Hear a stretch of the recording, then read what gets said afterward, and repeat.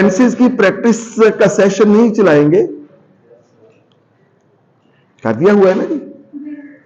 हम इंशाल्लाह टेंसेस की प्रैक्टिस रखते हैं जब आप टोटल सारे टेंसेस को एक दफा देख लें, ताकि अगर आपकी परफॉर्मेंस अच्छी ना हो तो वो बेदिली सी होती है। तो मुझे बताइए, हम आज मंडे है, परसों रख लें? तो आपने बहुत अच्छी तरह टेंसेस को देख के आना है परसों हम इंशाल्लाह इसकी रिवीजन सेशन रखेंगे भैया, प्रैक्टिस सेशन रखेंगे। आज हम शुरू कर रहे हैं जी इंपेरेटिव सेंटेंसेस। ये अलग से आपके सिलेबस में तो नहीं है शामिल, लेकिन ये आपको इनका पता होना बहुत जरूरी है। तो हम जरा तेजी से इसमें से गो थ्रू होते हैं इंपेरेटिव सेंटेंसेस। तो इंपेरेटिव सेंटेंसेस को हम दो हिस्सों में तकसीम करते हैं, इंपेरेटिव वन या डायरेक्ट इंपेरेटिव कह लीजिए, डायरेक्ट इंपेरेटिव और indirect imperative. Direct imperative and indirect imperative साथ साथ चलना है आपने और एक्टिव होकर बैठना है क्लास में। इंपेरेटिव सेंटेंसेस कौन से होते हैं? Imperative sentences are those which show order, request और एडवाइस। तो इंपेरेटिव सेंटेंसेस वो होते हैं जिनमें हुक्म, नसीहत या रिक्वेस्ट, दरखास्त, इल्तिजा पाई जाए। क्लियर? जिसमें हुक्म, बहा के अश्क ना आंखों को लाल हमने किया, किसी के हुक्म का कितना ख्याल हमने किया। वो कह गया था कि 1 साल इंतजार करो, यही था काम मगर पिछले साल हमने किया। हमारी नस्ल के तन पर अजाब उतरेंगे, अगर तलाश न रिज़्क़े हलाल हमने किया। तो इंपेरेटिव सेंटेंसेस कौन से होते हैं? जिनमें क्या क्या हुक्म, दरखास्त और नसीहत पाई जाए। मिसाल के तौर पर पानी लेके आओ, है ना? हुक्म में फिर ऑटोमेटिकली लहजे की फिरौनियत वाला लहजा भी आ जाता है ना, पानी लेके आओ। ये क्या है जी? ऑर्डर। मजा आता है ऑर्डर करते हुए? अच्छा, ठीक है। मेरी मदद करो प्लीज, बड़ों का अदब किया करो। समझ आई? करो, तो आपने उर्दू में स्ट्रक्चर देखा, करो, ये करो इट मींस कि कोई सामने खड़ा है उसे आप हुक्म दे रहे हैं, कोई सामने खड़ा है उससे इल्तिजा कर रहे हैं, और कोई सामने खड़ा है तो उसे नसीहत कर रहे हैं। यह है डायरेक्ट इंपेरेटिव। डायरेक्ट इंपेरेटिव का मतलब यह होता है कि between speaker and the listener there is nothing, they are in direct communication with each other. Clear? यानी स्पीकर डायरेक्ट लिसनर को ऑर्डर कर रहा है। यह है डायरेक्ट इंपेरेटिव। और इनडायरेक्ट इंपेरेटिव क्या होता है? जिसमें आप ऑर्डर कर रहे हैं किसी के जरिए किसी को, इनडायरेक्ट। मिसाल के तौर पर उसे कॉलेज जाने दो, उसे कॉलेज जाने दो, आपने कहा किसी से जाने दो। ये ऑर्डर है किसके लिए?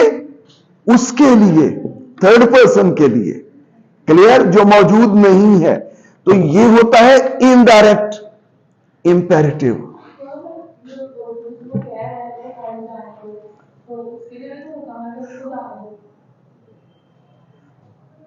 जाना किसने है?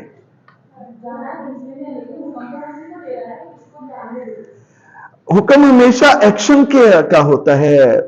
इकरा, हुक्म तो आप एक्शन के लिए देते हैं ना, ठीक है ना। आप उसे एक्शन का हुक्म इनडायरेक्ट वे में दे रहे हैं कि आप उसे जाने दो। जिसने जाना है उसके लिए इनडायरेक्ट ऑर्डर है। चले मैं कहता हूं मुझे डॉक्टर के पास जाने दो, मुझे डॉक्टर के पास जाने दो, तो मैं अपने एक्शन के लिए किसी को हुक्म दे रहा हूं ना। क्लियर? एक्शन तो मैंने परफॉर्म करना है, अगरचे उसका हुक्म डायरेक्ट मैं किसी को ही दे रहा हूं, लेकिन उस हुक्म का इंपैक्ट तो किसी थर्ड पर्सन पे होगा ना। यू गॉट द इंपैक्ट, इसका इंपैक्ट किसी पर होगा ना।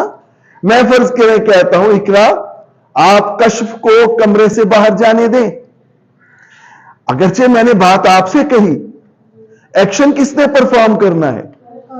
कश्फ ने करना है ना। तो she is the third person in indirect way, she is bound to perform the orders given by the speaker. You got the point?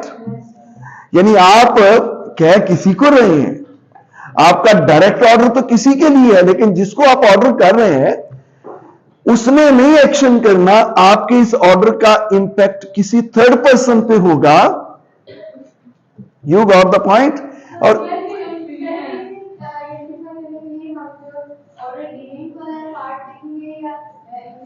देखिए इंप्लीमेंटेशन होती है ना असल तो।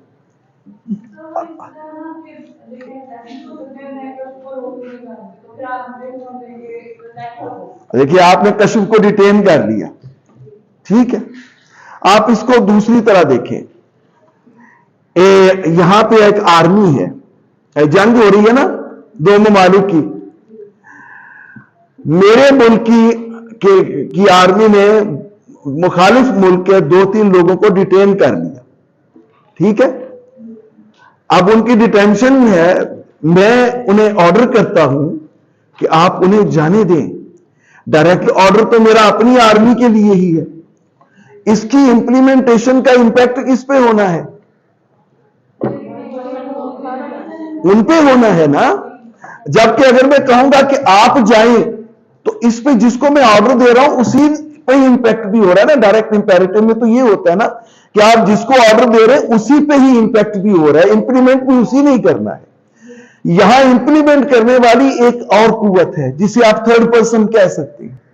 तो ये इनडायरेक्ट इंपेरेटिव इसलिए होता है कि आपके ऑर्डर का असर यानी इंपैक्ट किसी तीसरे शख्स पे होता है, जिसने उसको इंप्लीमेंट करना है, आपके ऑर्डर को, आपकी रिक्वेस्ट को या आपके नसीहत को।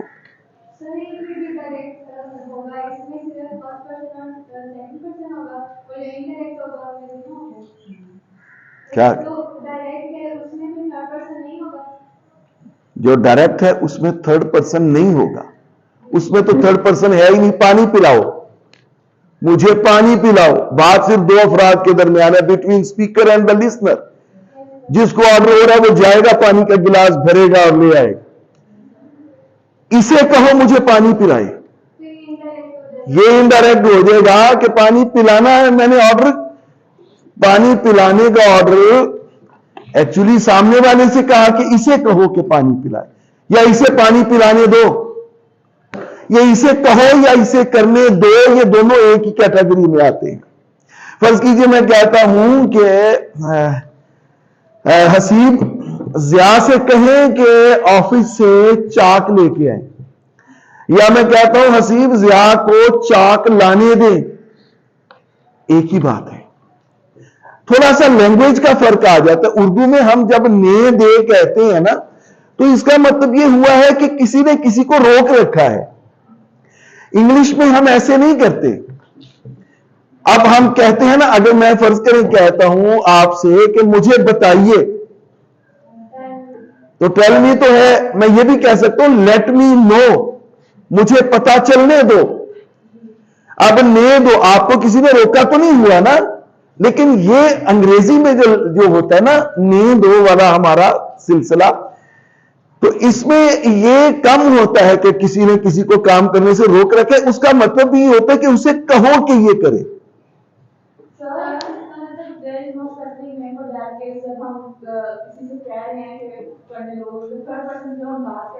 जी जी,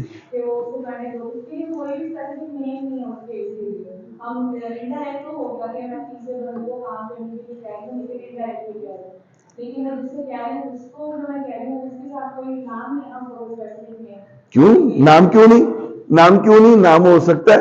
कश्फ को जाने दें, केस का नाम नहीं।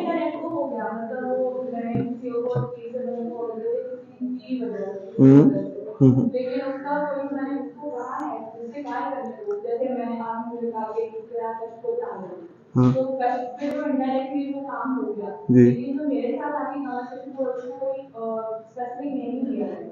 नहीं, बस वो इनडायरेक्ट इंपेरेटिव ही पूरे का जो है ना, वो पूरे का नाम ही इनडायरेक्ट इंपेरेटिव। जी जी,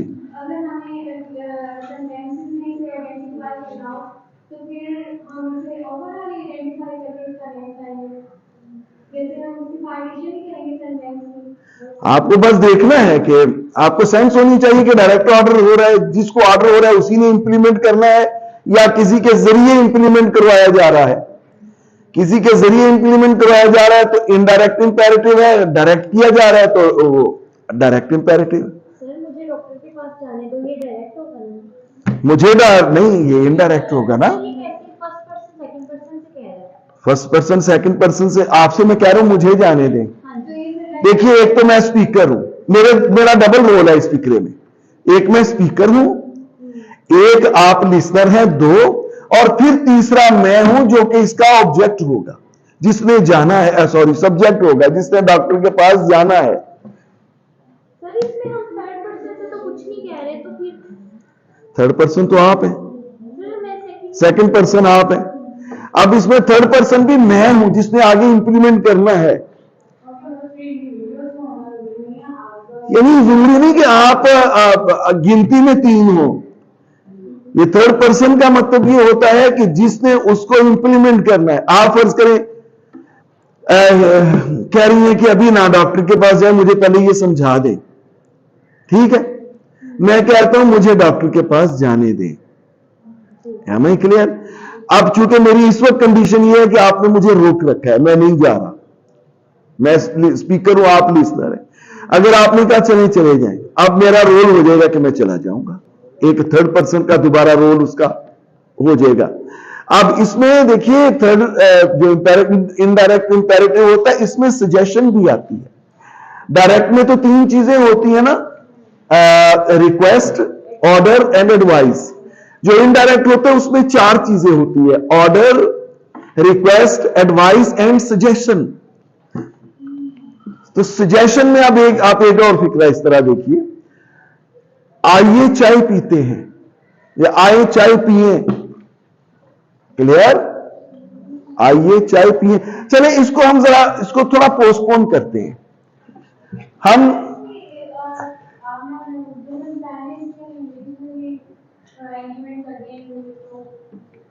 क्या सवाल, मैं इधर ही आता हूं ना, पहले हम इनको सही तरह से देखते हैं। हम पहले डायरेक्ट को देख लें, फिर उधर आते हैं। तो डायरेक्ट इंपेरेटिव में जी ये होता है, चाय पिए, खाना खाओ, पानी लेके आओ, वगैरह वगैरह। You got the point. अब इसकी रेसिपी क्या होगी, late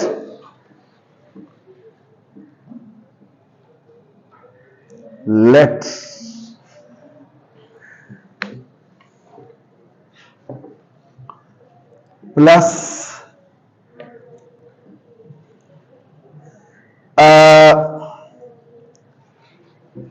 subject in objective case, plus subject in objective case, plus V1 plus object.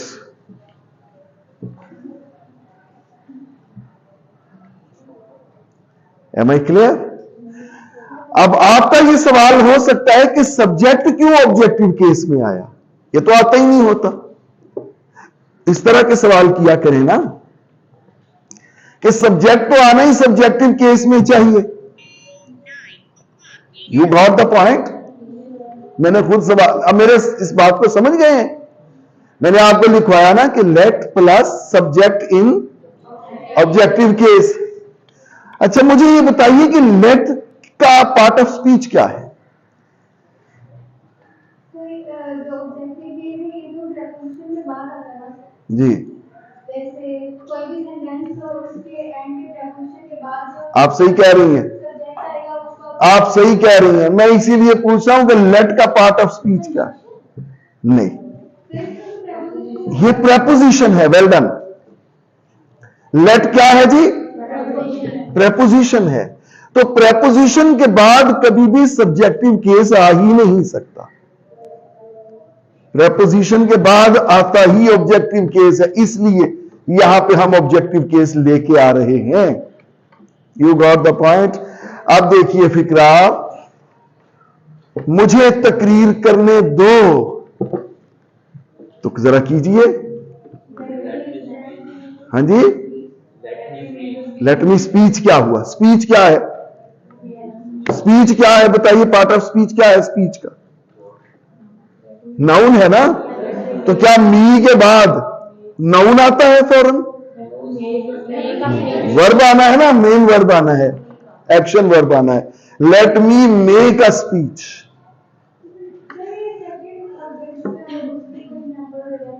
उसे यहां आने दो। लेट ठहरिए, उसे मेरी मदद करने दो। Let him help me. Clear? Let him help me. देखिए यहां दोनों ऑब्जेक्टिव केसेस है, दोनों ऑब्जेक्टिव केस। बात समझ रहे हैं ना आप? अगर किसी को समझ नहीं आई तो वो पूछे। You have got only two options, ask और answer. So right now you can ask, but later you will have to answer. Let me help him. देखिए लेट आया, लेट चूंकि प्रेपोजिशन है इसलिए इसके बाद आ ही नहीं आ सकता। प्रेपोजिशन के बाद हमेशा ही ऑब्जेक्टिव केस आता है। अब हमने इस सब्जेक्ट का ऑब्जेक्टिव केस लेके आना है। लेट मी, आगे V1 क्या है? हेल्प। और फिर आगे ऑब्जेक्ट क्या है? Him. Let him help me. Clear? Let him help me. So clear. चलिए इसका मंफी हो तो हमने मुकम्मल करना ही आज इंशाल्लाह। इसका मंफी हो तो मंफी जरा रेसिपी लिखिए।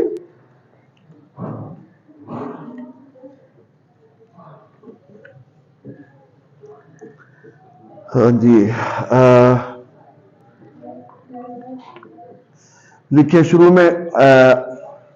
इनडायरेक्ट इंपेरेटिव हम पहले कर रहे हैं, ठीक है।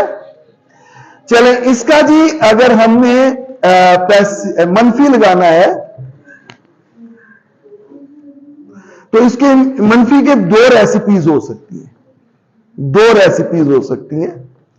नंबर 1, लेट प्लस नॉट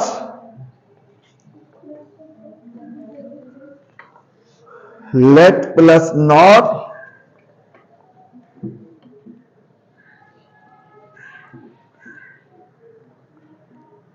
नहीं सॉरी, एक ही है जी, एक ही है। दोबारा लिखिए इसका। Let plus objective case of subject plus not plus V1 plus object.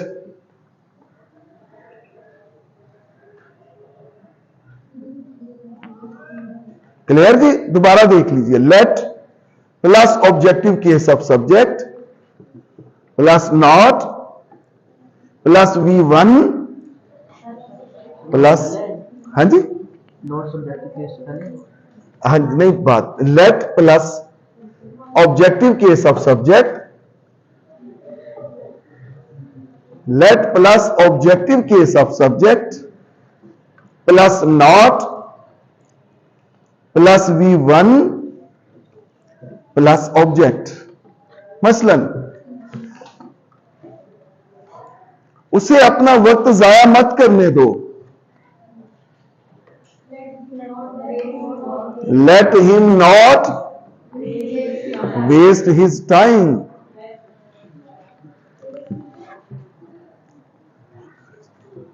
Okay, अच्छा इसको आप दूसरा तरीका ये होता है कि शुरू में डू नॉट लिख के भी आप इसका मनफी बना सकते हैं। Do not let him waste his time. Am I clear? दोनों तरीकों से आप बना सकते हैं। ओके, एक और देख लीजिए, उसे इतनी सर्दी में बाहर मत जाने दो, do not let him go outside in such a chill cold. Clear? You got the point? अच्छा जी, अब ये हो गया इनडायरेक्ट इंपेरेटिव। इसकी एक और भी सूरत होती है, जरा देखिए वो। उसे कहो कि एक नई घड़ी खरीद ले,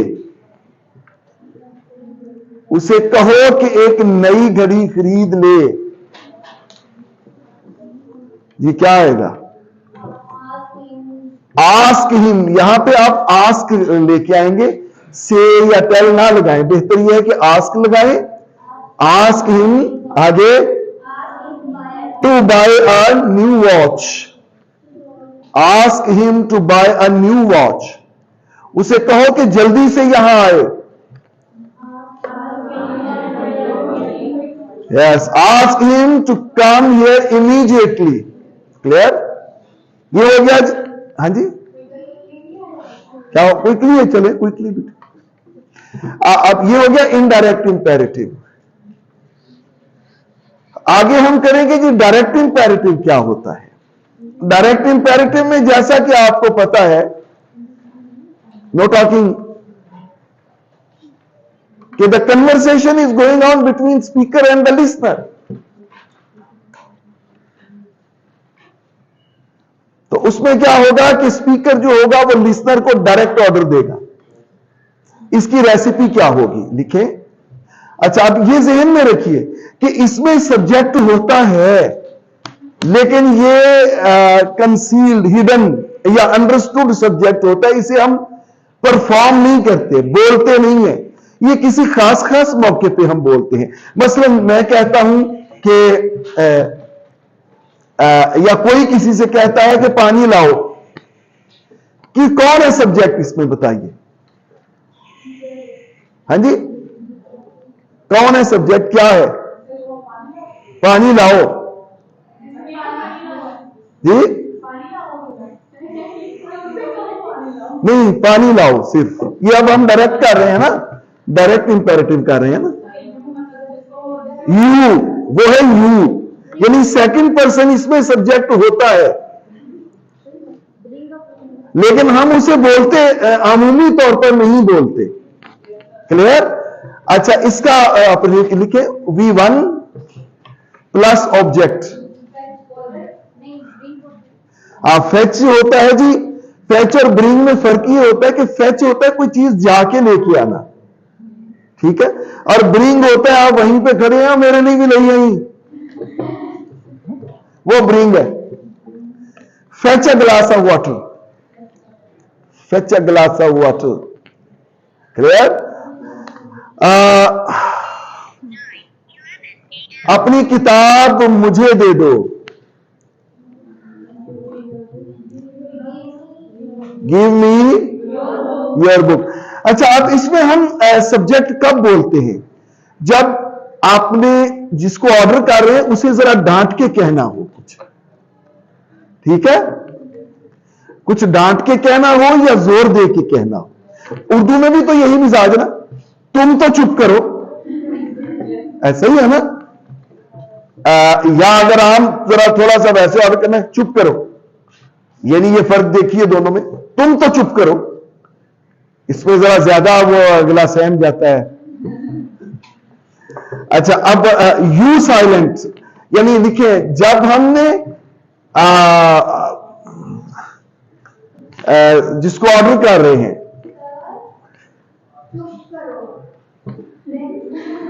मैं चुप हो गई।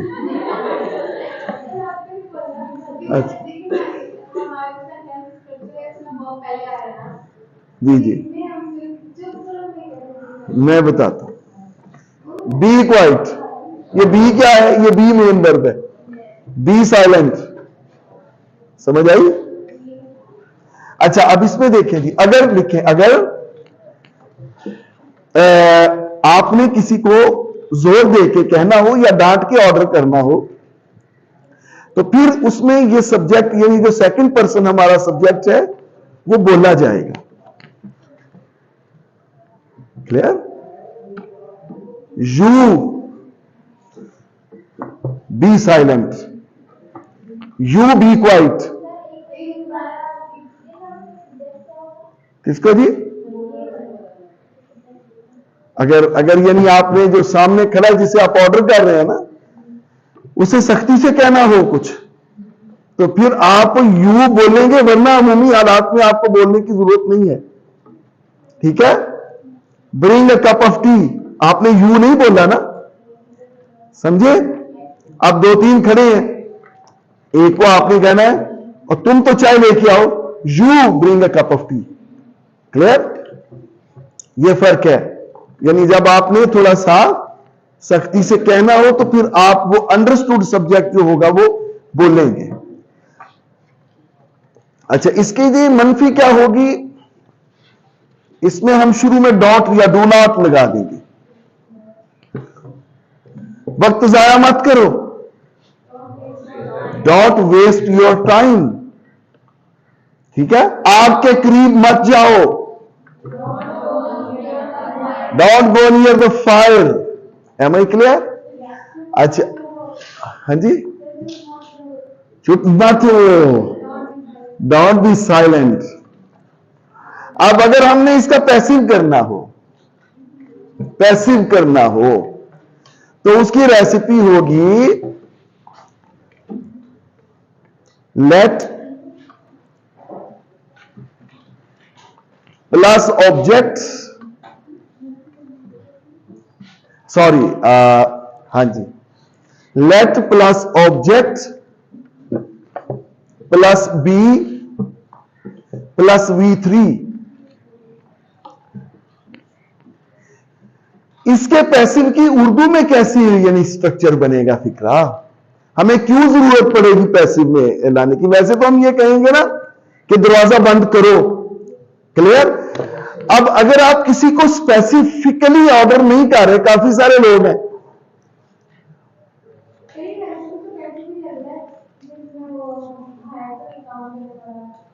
हाँ जी, आप फर्ज करें आप कहते हैं दरवाजा बंद करो, ये तो है direct order, shut the door, है ना? इसमें आपको पैसिव में लाने की जरूरत नहीं। अब काफी सारे लोग हैं, आप वैसे कह रहे हैं दरवाजा बंद कर दिया जाए।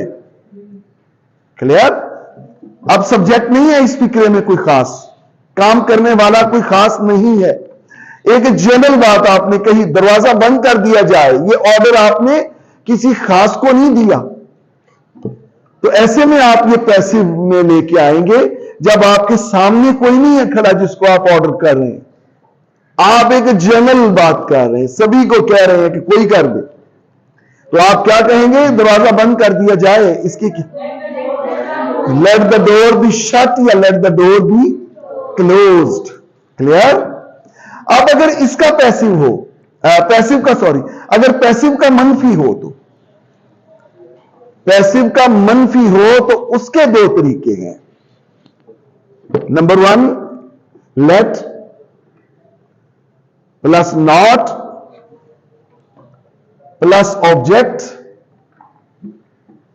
Plus B plus V3। Clear? दूसरा तरीका, let plus object plus not plus B plus V3। Clear? यानी नॉट की पोजीशन आपके पास ऑप्शन है, चाहे तो लेट के फॉर्म बात कर लें, चाहे तो ऑब्जेक्ट के बाद ले। क्लियर? मसलन वक्त जाया मत किया जाए, let not the time be wasted, या let the time not be wasted. तो ये हमारा हो गया जी इंपेरेटिव सेंटेंसेस। इनकी प्रैक्टिस होनी चाहिए मैक्सिमम। अब कल हमने इंशाअल्लाह एक बहुत इंपॉर्टेंट काम करना है। वो इतना इंपॉर्टेंट है कि आपको रोजमर्रा की जिंदगी में भी उसकी बहुत जरूरत पड़ती है, आपके सिलेबस का भी हिस्सा है, और आपको उसमें बार बार जरूरत पड़नी है। और हम वो बिल्कुल मॉडर्न वे में करेंगे, वो है कंडीशनल सेंटेंसेस, जिसमें इफ का इस्तेमाल होता जी। इनडायरेक्ट के पैसे होते हैं, लेकिन उसकी जरूरत नहीं पड़ती, क्योंकि उसमें पहले 3 लोग इन्वॉल्व होते हैं। आप बना तो सकते हैं, वो बाई हिम करके बनाना पड़ेगा, उसकी जरूरत नहीं पड़ती, इसलिए मैंने आपको नहीं लिखवाया जी।